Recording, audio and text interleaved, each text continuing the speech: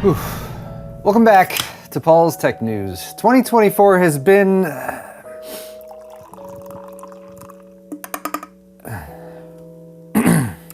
2024 has been a year, but now it draws to a close, with this being the final installment of Tech News for about 3 weeks. The series will return after CES in mid-January, by which point I'm sure we'll have already given up hope on 2025, but we'll be forced to suffer through it nonetheless. For now though, hopefully we can have a little bit of downtime. I would like to say thank you though to all of you for watching this year. I genuinely enjoy putting Tech News together for you guys each week.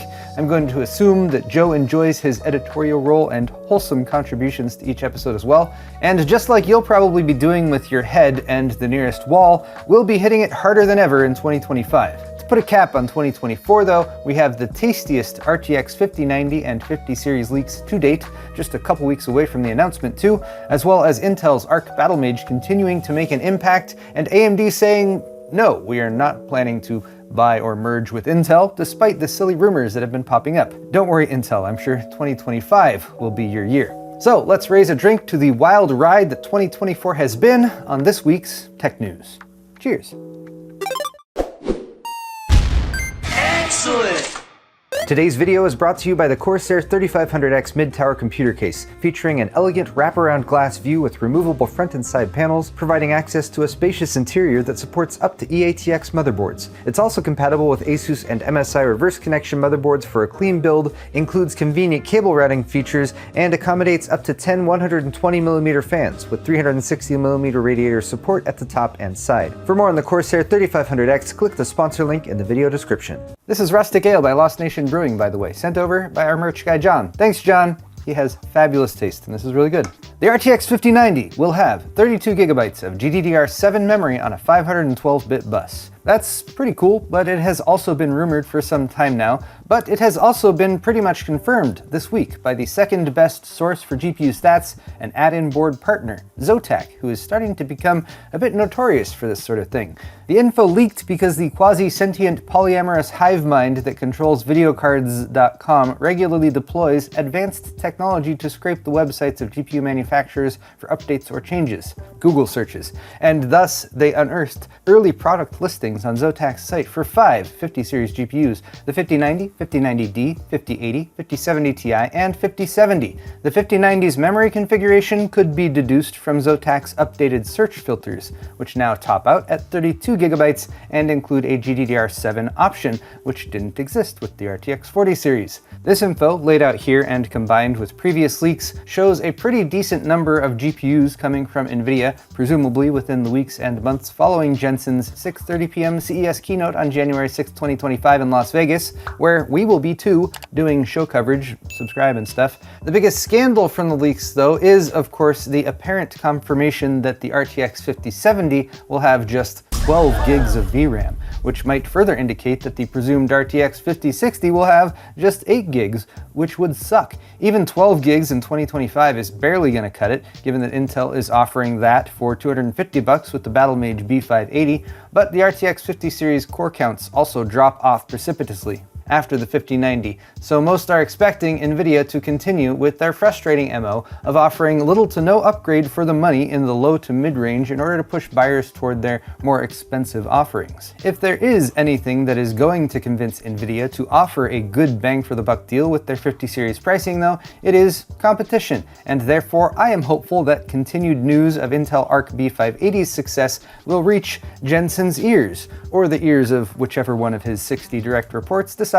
how much GeForce GPUs should cost. They should heed the words of Intel spokesperson Mark Anthony Ramirez, who told The Verge, demand for Arc B580 graphics cards is high, and many retailers have sold through their initial inventory. We expect weekly inventory replenishments to ensure a steady availability of choices on the market. Now that corporate speak can be tough to decipher sometimes, so I'll just translate. Mark Anthony basically just gave NVIDIA and AMD the finger while dropping a fat deuce on the RTX 4060 and the RX 7600, summarily ridiculing their completely inadequate VRAM allocation and strongly suggesting that both companies are cowards and miscreants for continuing to foist such shameful excuses for video cards on the poor mistreated entry-level gamer. His words, not mine. Speaking of Intel GPUs that will save us all from price gouging, they have another one coming January 16th, the 10GB Arc B570 that will sell for $220. Unless you're this user, Crossflow from the PC Games hardware forums, you get your B570 right now. In an apparent shipping error, German retailer Mindfactory has shipped out B570 GPUs early, and Crossflow was among the first to receive one. They even managed to hack their way through driver installation by ignoring checksum errors in order to get the GPU up and running, but don't look for any competitive benchmarks given they're running a system that's limited to PCIe Gen 3 support. Still, it sounds like others also have B570s on the way, so perhaps we'll be seeing an early start to 2025's GPU benchmarking season. And then there's AMD, where we haven't seen many additional leaks about their 2025 Ryzen CPU or Radeon GPU announcements, so we'll have to wait for their CES keynote, which takes place about 7 hours before NVIDIA's. In contrast to Intel's year though, which was tumultuous at best and saw their CEO Pat Gelsinger forced to retire early, AMD has done quite well, and most recently their CEO Lisa Su was awarded as Time's 2024 CEO of the Year. As part of that interview, Dr. Su was asked about the far-fetched rumor of an AMD-Intel merger, given Team Blue's struggles and Pat's recent exit, which she of course dismissed as unfounded. The government wouldn't allow it, was the reason given, which again, in corporate speak, means AMD totally would zoom in and take over Intel if it wasn't for the damn feds. There was one indication from AMD this week that they're about to transition over to a new GPU series, Radeon 8000. The first Radeon 7000 series GPU to be cancelled has apparently been cancelled.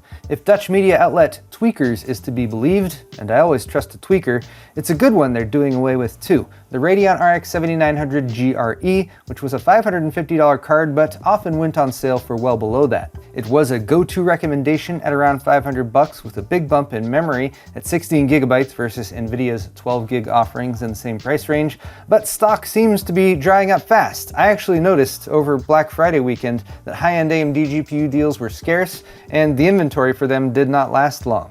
And according to PC Part Picker at least, the rumor is true. There are no more 7900 GREs available, although you can get a 7900 XT for $640. I should drink my beer.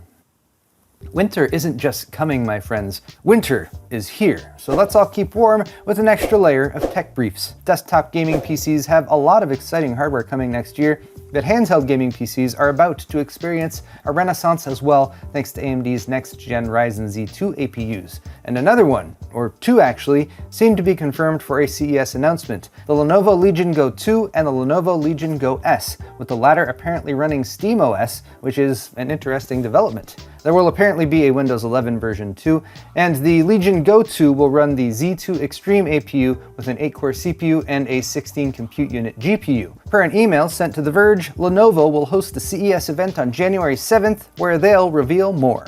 Another yearly pre-CES tradition is Cooler Master's Case Mod World Series, and 2024 winners have just been announced, with many systems planning to make the journey to Las Vegas in January to go on display at Cooler Master's Suite. Without a doubt, the scratch build winner, Taiwan 5 Timber, built by Quan Sheng Wu of GS Studio, which includes 5 different types of wood significant to Taiwanese cultural heritage, is a standout, but equally impressive are Stefan Ulrich's Ed 209, Nicholas Forsberg's W-Frame, and Retrofuture by Explore Modding. Excellent work by all these modders, and if you want to see more of the Cooler Master Case Mod World Series, the link is in the video's description. Speaking of visually stunning things, there's another AI tool to make those, and it's called Veo 2, and it's made by Google, who you might have heard of. Veo 2 has a better understanding of real-world physics and the nuances of human movement and expression, i.e., it is better than Sora, and for now it is available on Google Labs VideoFX platform, although it is waitlisted.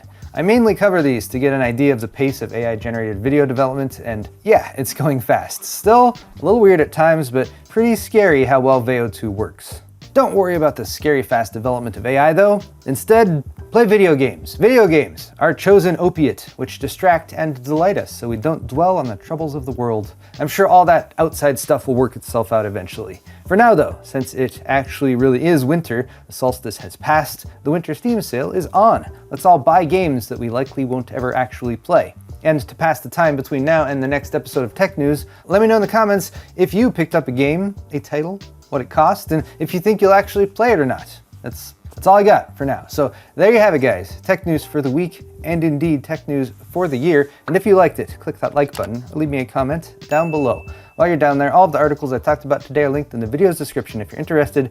And you can check out my store at paulshardware.net for high quality merchandise, t-shirts, hoodies, beer sets, and more. Subscribing to my channel is always a good call too. Thanks again, everyone. Merry Christmas, happy holidays, a joyous new year to you all, and we'll see you in 2025.